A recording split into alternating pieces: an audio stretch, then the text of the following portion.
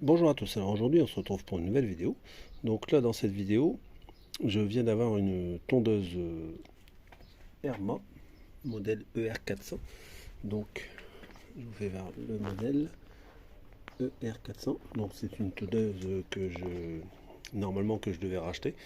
Donc je vous explique vite fait, et en fait elle n'a pas démarré.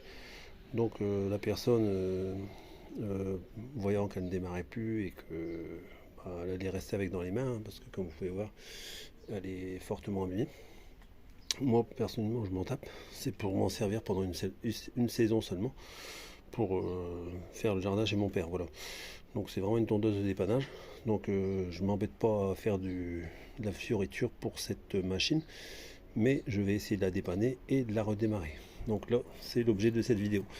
Donc là maintenant, ce que je vais faire dans un premier temps, j'ai déjà, donc je vous passe les détails, mais j'ai déjà tiré plusieurs fois sur le lanceur, elle n'a jamais voulu démarrer, donc j'ai essayé plusieurs fois. Donc là je viens de faire une première vérif, j'ai bien l'essence qui arrive à la bougie. Donc là au niveau de l'essence normalement c'est bon, ça ne veut pas dire que c'est bon à 100%, parce que s'il y avait encore pas mal d'essence dans la chambre de combustion, c'est peut-être possible aussi que c'est l'essence qui était encore dans la chambre de combustion qui est remontée jusqu'à la bougie. Voilà, donc là maintenant j'ai vérifié le filtre à air, il n'est pas bouché, j'avais déjà fait la vérification.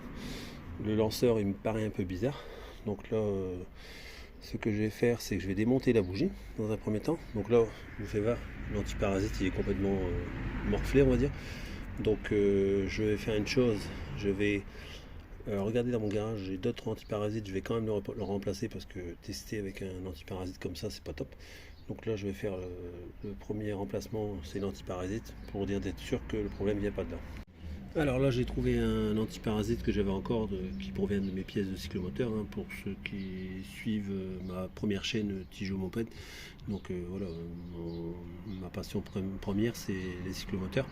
Donc là j'ai forcément de la pièce, et donc j'ai récupéré un antiparasite de cyclomoteur que j'avais encore dans mon stock.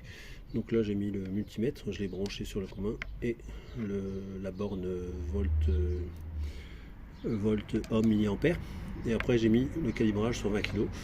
Là il me dit que c'est un 5 kg ohm l'antiparasite. Donc j'ai branché la première borne dans le puits de la bougie, enfin pas le puits de la bougie, dans la borne côté bougie, et là je vais tester en mettant la deuxième borne, et là j'ai bien dans les 5 bon après ça bouge, j'ai bien dans les 5 kg ohm. Donc là mon antiparasite est encore en bon état, voilà. Donc là je vais monter celui-là à la place, qui est en bien meilleur état, pour faire les essais. Alors j'ai retiré l'ancien parasite, donc là comme vous pouvez voir, il y a le petit bout qui part comme ça, parce que c'est pas le même modèle en fait que celui que j'ai monté, qui lui est à insérer on va dire dans la partie on va dire caoutchoutée. Donc là je vais couper un tout petit bout de rien du tout pour pouvoir mettre le modèle qui convient. Alors pareil, j'ai un doute sur l'efficacité du contact qu'il y avait dans cet antiparasite, voilà.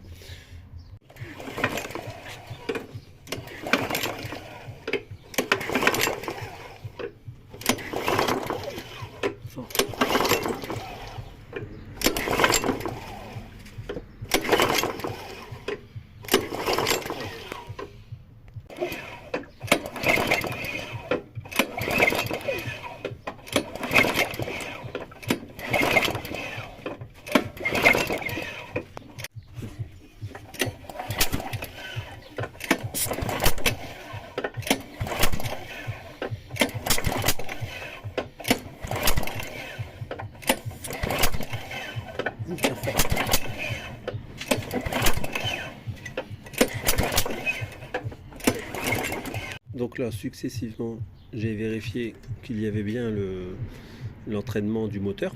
Donc là c'est pour ça que j'ai filmé au-dessus, donc on voit bien qu'il y a l'entraînement du moteur. Alors c'est pas terrible on va dire au niveau de l'entraînement du moteur, on dirait qu'il y a une mauvaise accroche on va dire du lanceur sur le rotor du moteur.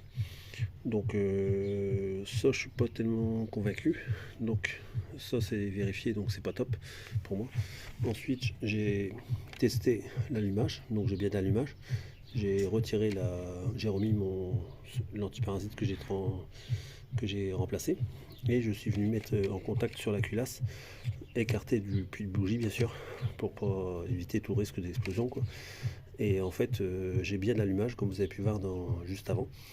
Et ensuite je suis venu mettre mon doigt, donc j'ai écarté l'antiparasite bien sûr, et je suis venu mettre mon doigt en appui sur l'orifice de la bougie. Et avec quelqu'un qui est venu m'aider pour, on va dire, lancer le moteur. Donc en gros par coup de lanceur il n'y a que 2 tours, donc ça accroche pas terrible. C'est pour ça que j'ai voulu faire cette vérification là, et en même temps on sent la pression du piston sur le doigt, et donc il y a encore de la compression quoi. Ça m'a permis de, enfin on va dire manuellement, de vérifier la compression. Donc là j'ai démonté le lanceur, je vais essayer de venir positionner la perceuse au-dessus pour essayer de la démarrer, la perceuse. J'ai démonté le lanceur, donc là en fait ce que j'ai fait, c'est que je vais me prendre ici sur l'écrou qui est dessus. Donc j'ai fait un petit montage avec une douille, hein, tout simple, hein, ça je l'ai déjà fait plusieurs fois.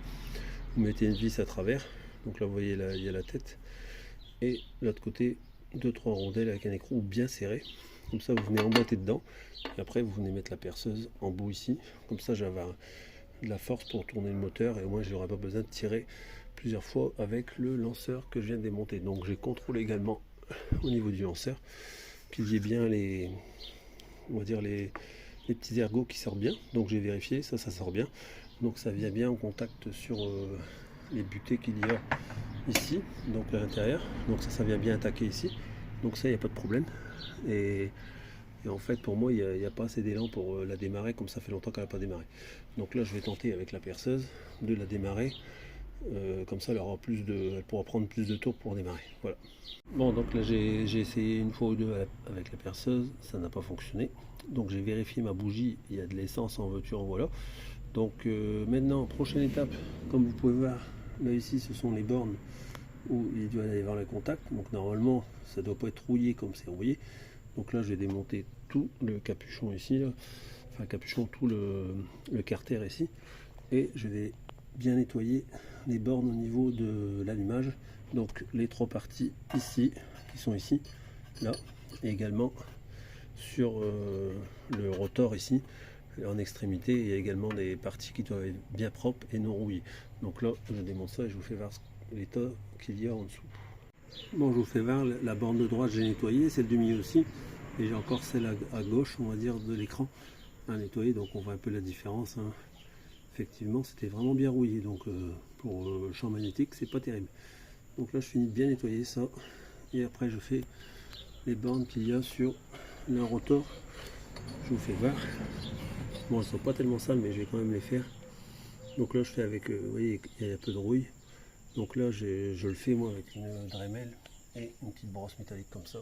Ça va nickel. Alors aujourd'hui, on est le samedi 2 septembre. Donc tout ce que vous avez vu précédemment dans la vidéo, je l'ai effectué le 9 et le 10 août. Je vous le mettrai dans début de vidéo en affichage. Pourquoi je vous dis ça? Donc j'ai arrêté les opérations de recherche de panne à ce que vous avez vu juste avant. Donc au niveau du nettoyage des bornes pour l'allumage, donc j'ai réessayé de démarrer, elle n'a toujours pas démarré, donc j'ai abandonné. Pourquoi? Parce que je n'avais pas le temps de chercher plus loin. Donc je vous explique vite fait ce que j'ai pu voir aussi. J'ai trouvé qu'il n'y avait pas beaucoup de compression. Donc n'ayant pas l'historique de la tondeuse, puisque c'est une que j'ai récupérée, hein, normalement je devais l'acheter pour finir, on me l'a donné.